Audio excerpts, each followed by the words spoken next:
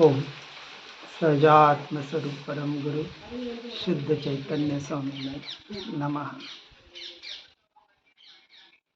आहुर दोहा में कह रहे हैं कि रे मूढ़ जीव,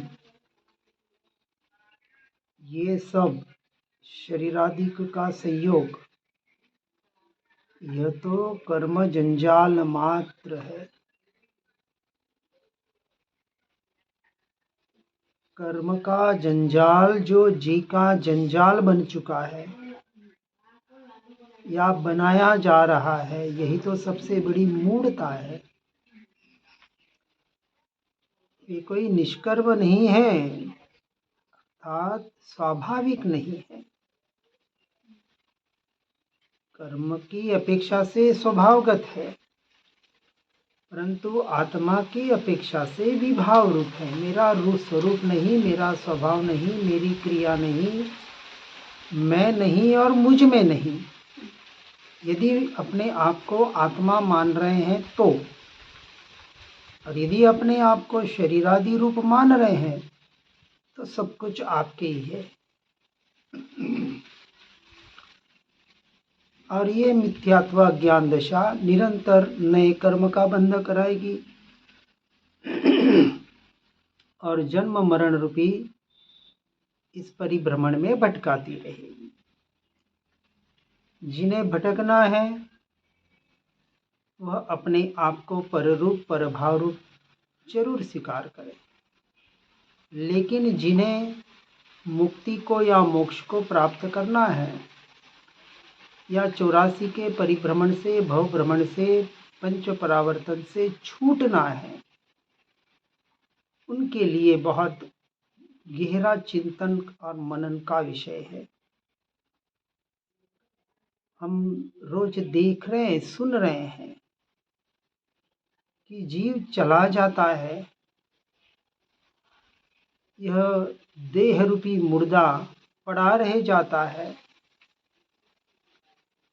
उस देह रूपी कुटीर के साथ कुछ नहीं जाता, कोई नहीं जाता, और जन्म लेता है किसी योनि में। न कुछ उसके साथ आता है, न कोई साथ आता है। एकमात्र यह कर्म रूपी पोटली जो साथ में गई थी या आई थी और जाएगी, इस दृष्टांत से दोनों की भिन्नता को यथार्थ रूप से सुनकर, समझकर, जानकर, दोनों का यथार्थ निर्णय करके, भेद ज्ञान करके, पर को पर रूप मानकर, स्व को स्वरूप मानकर स्व में स्थित होना, इतनी सी साधना है। क्योंकि देह रूपी देवालय में जो शक्ति सहित देव वास करता है, वैसे यह देह अशुचि का भंडार कहा गया है। व्यवहार की अपेक्षा से देखें तो, परंतु इस देह में ही परमात्मा रूपी यह आत्मा वास करता है। इस अपेक्षा से जिस मंदिर में परमात्मा की प्रतिमा बिठाई जाती है उसे हम मंदिर कहते हैं, देवालय कहते हैं, चैत्यालय कहते हैं। इसी तरह इस देह देवालय को देह देवालय कहा क्योंकि इसमें भगवान आत्मा प्रत्यक्ष प्रकट विराजमान है।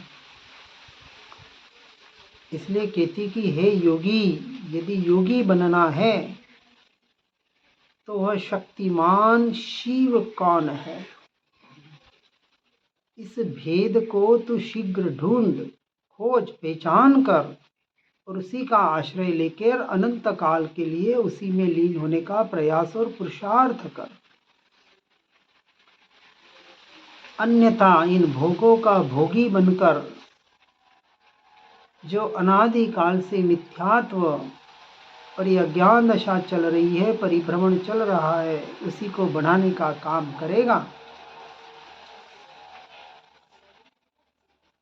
यह देह जो मरण धर्मा है, विनाशी है, अनित्य है, परंतु इसमें रहने वाला यह जीवात्मा, मैं आत्मा, जो न जीर्ण होता है, शीर्ण होता है, न जन्मता है, न मरता है, न उपजता है, न विलय को प्राप्त होता है, जो सबसे संपूर्णतः भिन्न है, न्यारा है, पर है, स्वतंत्र है,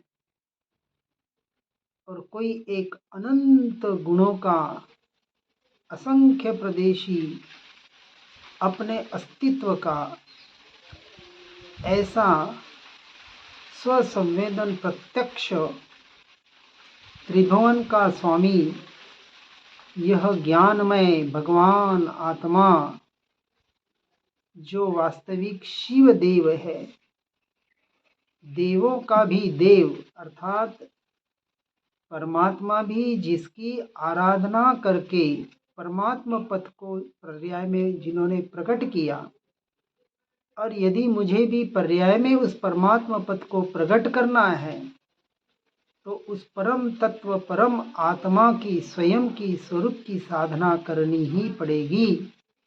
इसके अलावा दूसरा कोई उपाय नहीं है। तीनों काल में, तीनों लोक में, आज कले कल करे, भव भव के बाद करे, करना तो यही पड़ेगा। जब ऐसा पता चला तो फिर कल का इंतजार क्यों, आज का भी इंतजार क्यों, अभी से क्यों नहीं। इसलिए कह रहे कि ऐसा जो शिव देव है, जो मैं हूँ, ऐसा तू निर्भ्रांत जान। हे भव्यजनों, उसे जानो, उसे पहचानो, अपने स्वरूप को, अपने स्वभाव को, स्वयं को, क्योंकि इस शिव के बिना शक्ति का व्यापार नहीं हो सकता, और शक्ति विहीन शिव भी कुछ कर नहीं सकता। इन दोनों का मिलन होते ही मोह का नाश होकर सकल जगत का बोध होता है, अर्थात ज्ञान में चेतन आत्मा की जो पर्याय, दोनों का मिलन, दोनों का यानी जड़ पुद्गल का और जीव का नहीं, अपनी पर्याय जो निरंतर पररूप परिणमित हो रही है व्यवहार की अपेक्षा से। क्यों? क्योंकि भ्रांति, अभी अज्ञान और मिथ्यात्व दशा टली नहीं है। यदि यही पर्याय अपने गुण का अर्थात अपने स्वभाव का, ये जो जानने रूप पर्याय अपने ज्ञान स्वभाव का आश्रय करे, और यह गुण जो अनंत गुणों के साथ है, वह अपने गुणी का अर्थात द्रव्य का, ज्ञायक भाव का आश्रय करे, तो सारे मोह का नाश होकर सकल जगत का बोध अर्थात केवल ज्ञान पर्याय में प्रकट होता है। इसलिए गुण और गुणी सर्वथा भिन्न रहकर कुछ कार्य कर नहीं सकते। गुण और गुणी का भेद कैसे? व्यवहार की अपेक्षा से, क्योंकि ज्ञान गुण का ही परिणमन जो जानने रूप हो रहा है, जो पररूप हो रहा है, ऐसी जो भ्रांति है, जो जानना हर जीव का हो रहा है, और जो जीव पर को अपने आप को जानने रूप मान रहा है, अर्थात जिस जीव ने मैं मेरा अपना परद्रव्य पर भावों में किया है, वह अपने गुणी से, अपनी आत्मा से, अपने स्वरूप और स्वभाव से भिन्न हो जाता है, अपने आप में नहीं रह पाता है। जब तक ये दोनों अभेद नहीं होंगे, जब तक भेद है तब तक जीव बाहर है, बहिरात्मा है, और जब यही भेद मिट जाएगा, बाहर के परमात्मा और भीतर के परमात्मा का भी भेद मिट जाएगा, मैं वही तू, तू वही मैं, यह भी भेद मिट जाएगा, बस मैं ही मैं जहाँ रह जाएगा। ये पर्याय अपने स्वरूप से अभेद होकर कार्य करेगी, तब वास्तविक वस्तु स्वरूप का निर्णय होगा और जीव अपने स्वरूप का अवलोकन करके, अपना अनुभव करके उसमें लीन हो पाएगा। इसलिए कह रहे कि हे जीव, तेरा आत्मा ज्ञानमय ही है। किसका? तेरा यानी यहाँ मेरा, मैं कैसा हूँ? ज्ञान घन पिंड, पूरी ज्ञान चेतना शरीराकार फैली हुई, और उसके भाव को जब तक नहीं देखा तब तक यह चित्त बेचारा।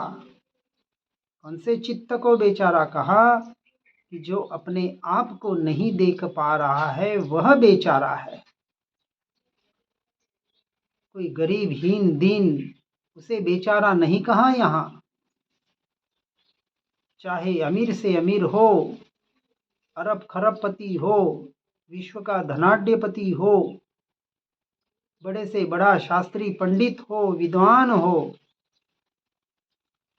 लेकिन जिसका चित्त बाहर और बाहर भटक रहा है, पर की ओर जा रहा है, पर द्रव्य पर भावों में अटक रहा है, वह बेचारा। कैसा है? तो दग्ध और संकल्प विकल्प सहित अज्ञान रूप प्रवर्तता है। वह तीनों काल में, तीनों लोक में कभी सुखी नहीं हो सकता। अपने आप को सुखी मान ले क्षण भंगुर, कुछ समय के लिए, कुछ काल के लिए, कुछ दिनों वर्षों के लिए, कब तक सुखी मान सकता है? लेकिन हर सुखी मानने वाले भ्रांति वाले जीव के भीतर कौन सा दुख भरा है हमें पता नहीं, कौन सी अशांति भरी है हमें पता नहीं। हमें सिर्फ बाहर और बाहर का दिख रहा है, भीतर नहीं देख पा रहे हैं। बाहर से चाहे दरिद्री हो, गरीब हो, लेकिन जो अपने, जिसकी दृष्टि अपने भीतर, अपने स्वरूप और स्वभाव पर है, वह इस जगत का सर्वश्रेष्ठ जीव है। वह बेचारा नहीं है। लोगों को बेचारा लगता है, और हमें ऐसा बनना है। नित्य निरामय ज्ञानमय परम आनंद स्वभाव रूप उत्कृष्ट ऐसा आत्मा कैसा है? मैं ऐसा हूँ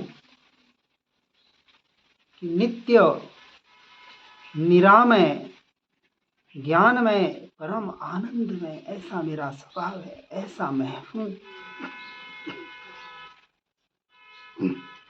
ऐसा स्वयं का उत्कृष्टपना, जिसे स्वयं की महिमा आ गई, और जिसे स्वयं की महिमा आ जाती है उसे पर की महिमा अंश मात्र भी नहीं रहनी चाहिए। रह रही है तो उसे स्वयं की महिमा नहीं है। इस जगत का सर्वोत्कृष्ट पदार्थ, सबसे महान कौन? मैं, भगवान आत्मा। मेरे लिए, हर जीव अपने लिए।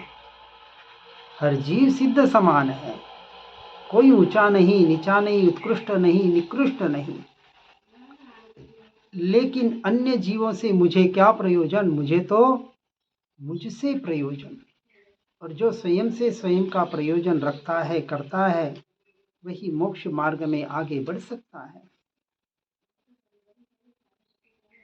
इसलिए जिसे अपने ज्ञान के अलावा अन्य कोई भाव नहीं रहता,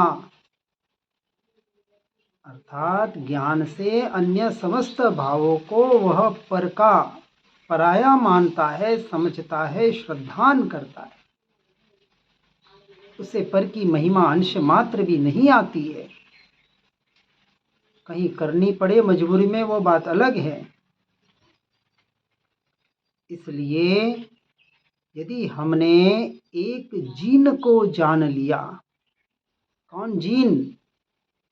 निज आत्मा, जिसे जिन कहा जाता है, वही तो जिन देव है, निज देव। उसे जान लिया तो अनंत देवों को जान लिया, क्योंकि वह देव भी उस देव को ही देख रहे हैं, आत्मदेव को। निरंतर निरंतर हर क्षण हर समय उनकी दृष्टि बाहर है ही नहीं, परंतु इसके जाने बिना मोह से मोहित जीव भव भ्रमण में भटकता रहेगा। इसलिए सबसे पहले हे जीव, तू अपने आप को जान ले, अपने आप की पहचान करके, उसका निर्णय करके, उसका यथार्थ श्रद्धान करके उसी में रमणता का प्रयास और पुरुषार्थ कर, ऐसा उपदेश दे रहे हैं। क्योंकि केवल ज्ञानमय यह आत्मा जिसके हृदय में निवास करता है, वह 3 लोक में मुक्त रहता है और उसे कोई पाप छू भी नहीं सकता। केवल ज्ञानमयी परमात्मा, केवली परमात्मा, सिद्ध परमात्मा, ये तो संपूर्णतः मुक्त हो गए हैं। लेकिन सम्यक दृष्टि जीव की भी यदि बात करें, वह 3 लोक में जहां भी रहेगा, मुक्त दशा में, अर्थात अपने स्वरूप और स्वभाव के आश्रय से रहेगा। क्योंकि उसका एक बार निर्णय हो चुका है, अब वो वहां से गिरेगा नहीं, और गिर भी जाए तो फिर कहीं न कहीं ऐसे संयोग प्राप्त कर लेगा और एक न एक दिन मोक्ष का अधिकारी बनेगा। इसलिए हे जीवात्मा, हे भव्य आत्माओं, सब कुछ भूलकर, सब कुछ छोड़कर, सर्वसंग परित्याग करके एकमात्र अपने स्वरूप और स्वभाव के आश्रय के लिए, अपने स्वरूप और स्वभाव की साधना के लिए, निर्णय श्रद्धान टंकोत्कीर्ण करने के लिए, सम्यक दर्शन के लिए, जिस भी शब्दों में कहें, इस मनुष्य भव का सदुपयोग करके अपने जीवन को सफल बनाने का प्रयास और पुरुषार्थ करें। इसी भावना के साथ ओम नमः सिद्धम। जिन वाणी के ज्ञान से हो सम्यक श्रद्धा, हो चारित्र महान, पाऊं पद निर्वाण। निज निधि निज में बताई, यह अनंत उपकार है, उसके लिए जिन वाणी माँ को वंदना शतवार है, वंदना शतवार है।